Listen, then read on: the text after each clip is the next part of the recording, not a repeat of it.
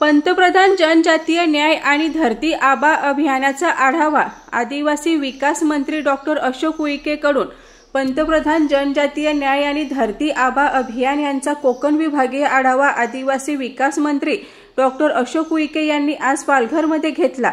कोकण विभागातील काम समाधानकारक असून अधिकारी वर्गाकडून केल्या जात असलेल्या कामाची त्यांनी स्तुती केली आहे। यावेळी जिल्ह्यातील लाभ मिळालेल्या लाभार्थ्यांना लाभ देण्यात आला, तसंच त्यांचा सत्कार करण्यात आला। आदिवासी विभाग मंत्री डॉक्टर अशोक उईके यांनी पालघरमधील आदिवासी वसतिगृहाचा सुद्धा पाहणी केली।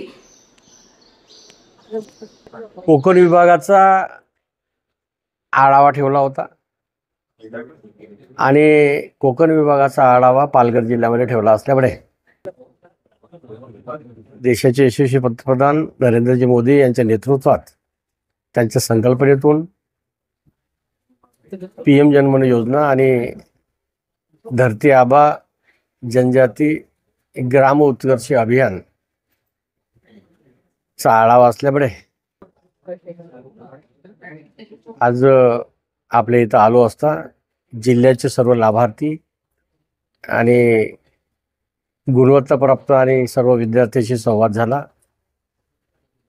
महाराष्ट्राचे मुख्यमंत्री देवेंद्रजी फडणवीस यांनी धरती आबा जनजाती ग्राम उत्कर्ष अभियानाची सुरुवात 16 जून पासून केली होती।